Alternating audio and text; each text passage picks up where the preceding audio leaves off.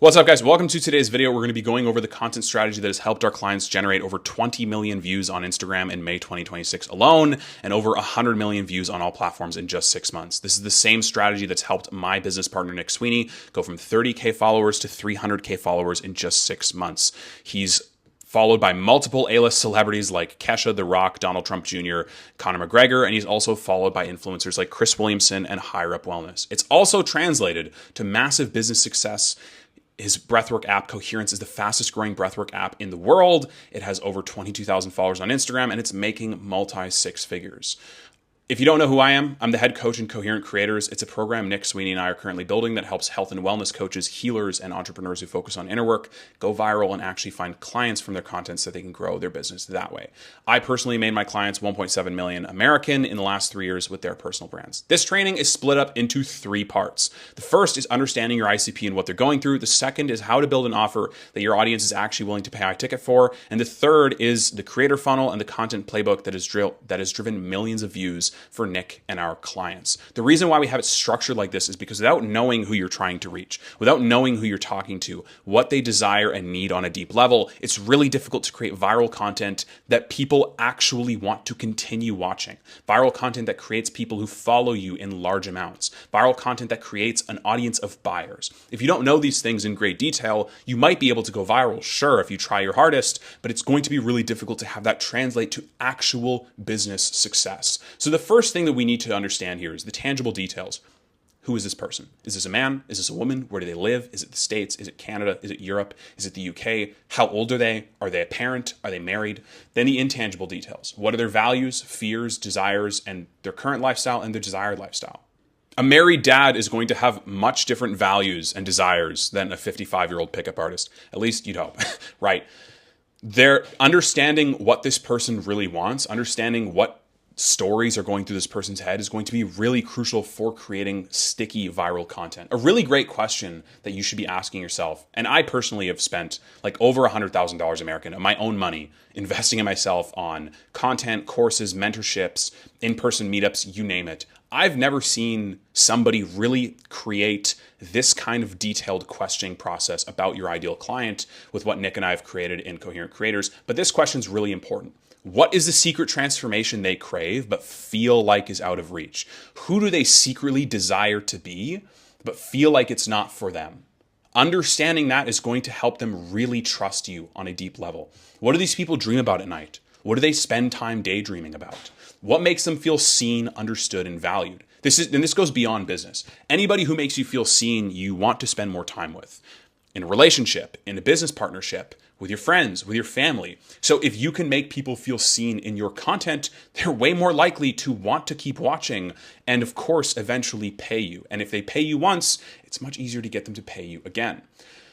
What is the transformation that you're selling? It's really crucial that you get very, very clear on what this looks like. So for example, I used to sell a lot of fitness coaching offers for dads, especially. A lot of them for men, but especially dads when I was running my agency 3 years ago. And so in order to sell fitness to dads, you need to understand where they're at right now in great detail. A lot of these guys are white collar workers, so they worked in an executive job. They worked at a desk. They were sitting all day. They're probably married. They probably had some good money coming in. They had kids. And they probably were 30 to 40 pounds overweight. So they have a lot of fat on their body that they want to get rid of. Their energy levels are not good. They're experiencing like brain fog consistently. They're experiencing sluggishness, anxiety. They have an energy crash every day between like 1 to 2 p.m. like clockwork. Maybe they want to spend more time with their kids and they want to be more present with their family, but they feel like they can't. They want to play with their kids, but they know that if they play with their kids 5 minutes in, they're going to be sucking wind and lightheaded. They're getting gassed walking upstairs. All these things are super crucial because if I know this inside and out and I start talking about this stuff in my content, the guys who go through this are going to think, wow, this guy gets me. Next thing is like, where are they wanting to go? So in great detail, the same way that I talked about where they're at, where are they desiring to go? What's their dream outcome? So they probably want to lose excess fat. They probably want to see their abs again. They probably want to be able to play with their kids and keep up with them and have their kids love playing with them because that's a sign of respect to them. They probably want their wife to be more intimate with them. That's probably gone down as time's gone on. The more, the more out of shape they've gotten, the more they've let themselves go. These are the things you need to get really clear on. And it really, really helps to understand what the different levels of their pain is. So there's 3 levels of pain. The first is annoying. So it's something that they're like, I don't love it, but I can keep going and not have to spend thousands of dollars to fix this problem. So for the fitness coaching offer for men, this could be something like understanding what they need to be eating every day. So a meal plan, just getting a meal plan and knowing what to do in the gym, knowing what they should be eating every day. The people who order meal prep companies are like bodybuilders, executives, or people who are already in great shape, or people who are already working with a trainer, with a coach. Most guys who are overweight are not investing in meal prep because they just don't see the value in it, because it's not a deep enough level of pain. The next thing is it keeps them up at night. Keeping them up at night is good enough for about 50% of your audience to want to learn more about your program, but in order to push them over the edge, you need to get to the bleeding neck problems. I'll talk about that in a second. What keeps these guys up at night would be, okay, they're getting winded walking upstairs. What keeps them up at night is, they feel brain fog every day. They feel an energy crash every day at 1 p.m. The bleeding neck problems, though, to me are like really emotional. So maybe their wife doesn't want to be as intimate with them. Their kids want to play with them and they want to play with their kids, but they can't because they know they're going to be lightheaded and dizzy 5 minutes in. They don't take their shirt off at the beach when they take their family to the beach. When they're taking family photos, they're at the back because they don't want anybody to see how big they are. They're afraid to walk past mirrors because they have man boobs. These are the things that the deeper you go on the levels of pain, the more you connect with the person and the more you get to show them the like, hey, I see where you're at. Then when you focus on shifting their beliefs, they see you as the natural solution to their problem. When you focus on showing them the new way of doing things compared to the old way, and upgrading their ideas by shifting the way they see the world fundamentally, it's so much easier for them to buy a product because now they see the world differently. You've got them to buy into a philosophy, into a vision, into a way of seeing things. Buying that natural solution is easy because you've already done all the legwork. If you're trying to get them to buy a product or a service, but they don't see the value in it, that's going to be really difficult. Focus on the pain levels, focus on what they're going through, focus on where they're at and shifting their beliefs. That's going to make selling your product and actually getting them to watch more of your content so much easier. Next thing is, what roadblock do they believe is stopping them? With the same fitness example, it might be, they don't have time to work out. They don't know what they're doing.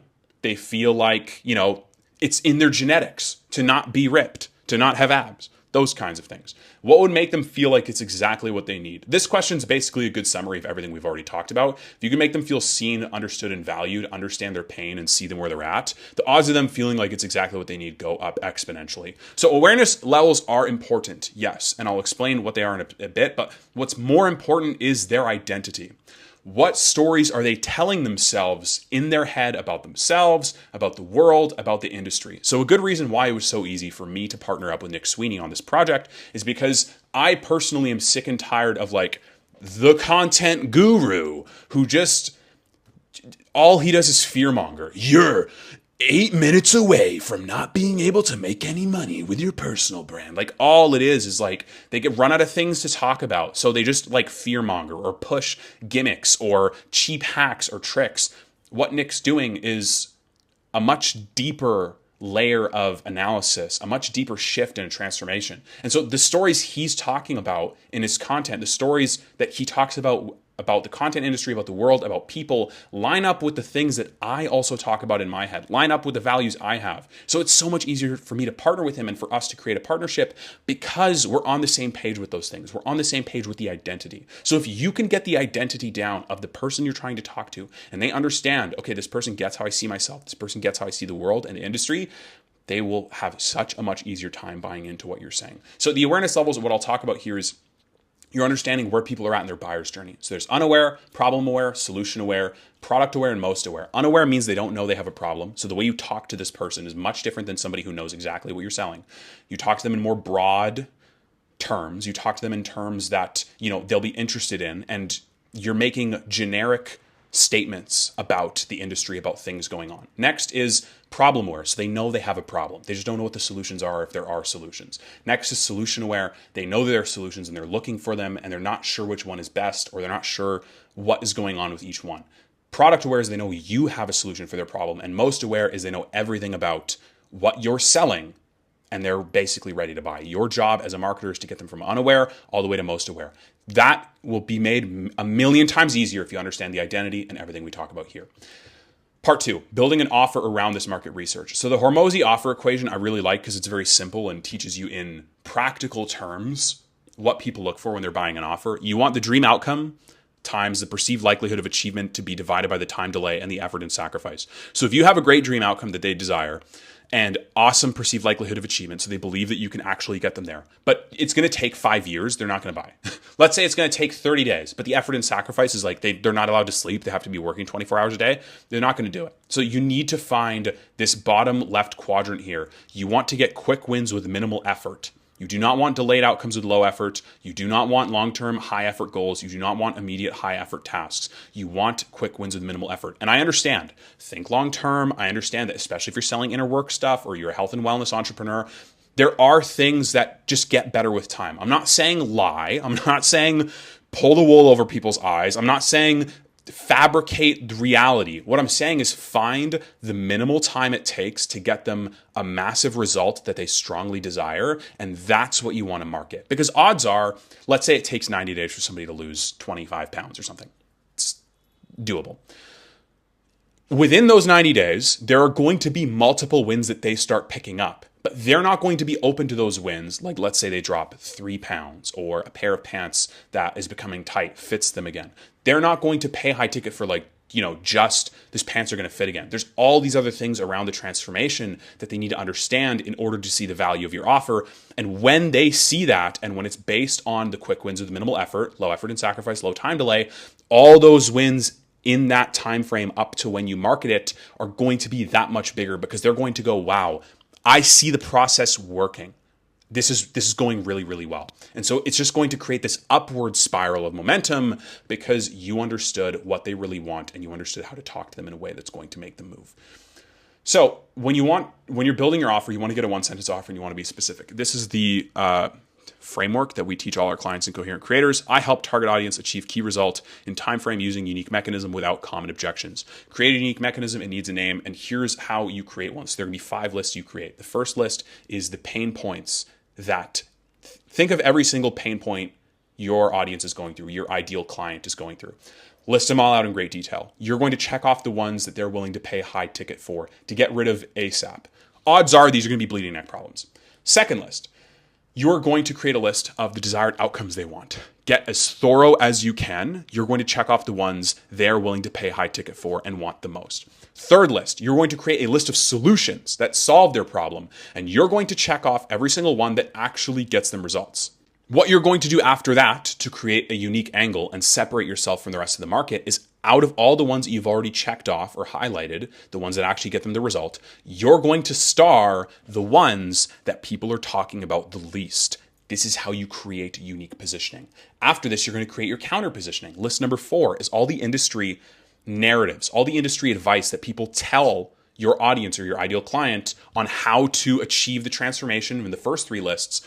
All the pieces of advice you strongly disagree with, you're going to check those off or highlight those, because that's going to be the counter positioning that you create to make yourself distinctly different from everybody else.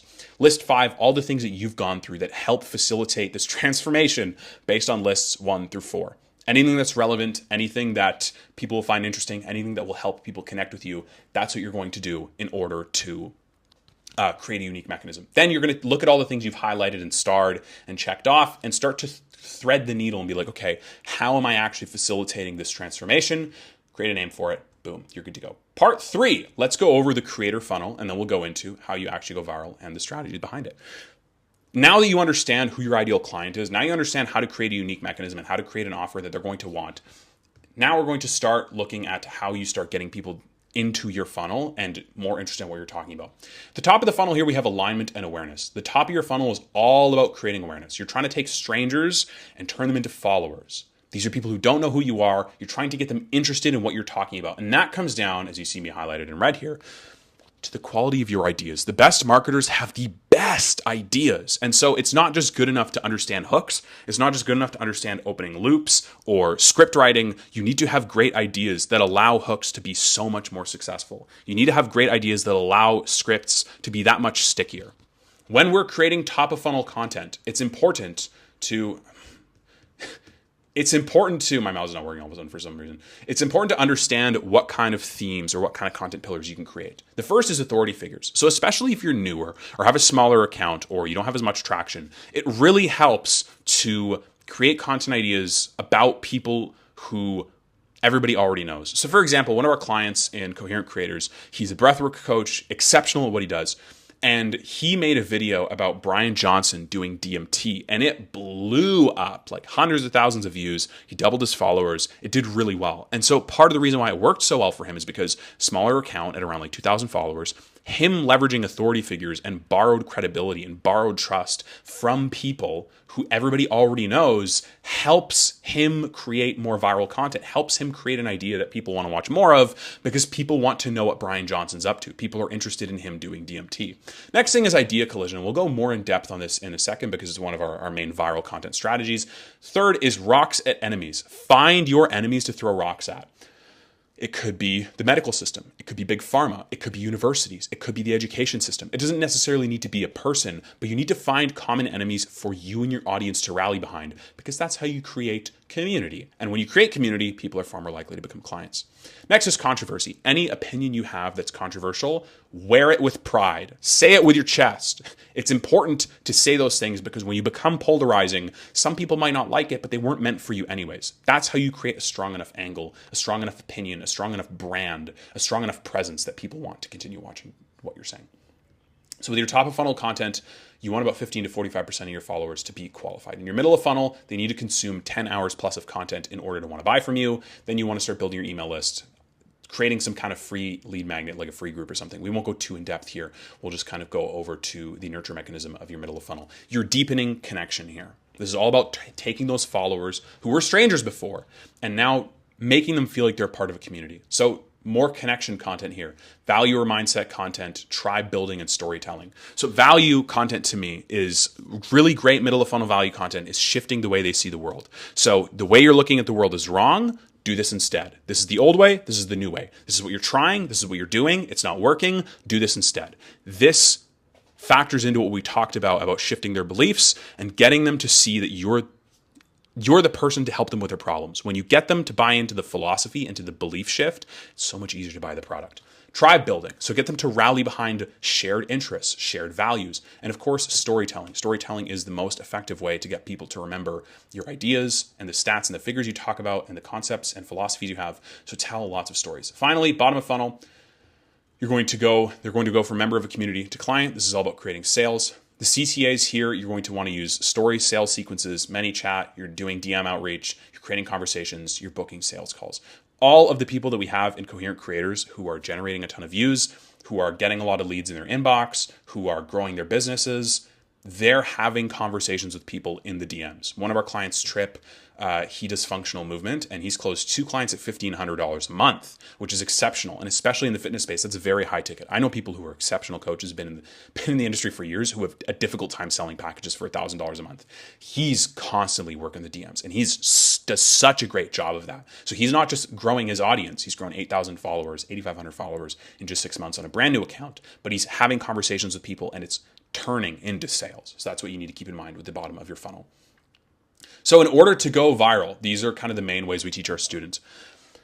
Number 1, the viral spin. So you do research on things in your industry that are working. I also like to tell our students, our clients, to do research on things that are not in your industry. Find pieces of content that are in an adjacent industry that might not have, or not even adjacent, something that might have nothing to do with what you're talking about. Because if everybody copies the same thing from your industry, word for word, which you shouldn't be doing, which we'll get to in a sec, things start to sound the same. But if you borrow concepts from other industries, you kind of start creating this unique angle, this really refined positioning and presence and brand, which people really like. So with the viral spin, it's important to understand you are not copying word for word.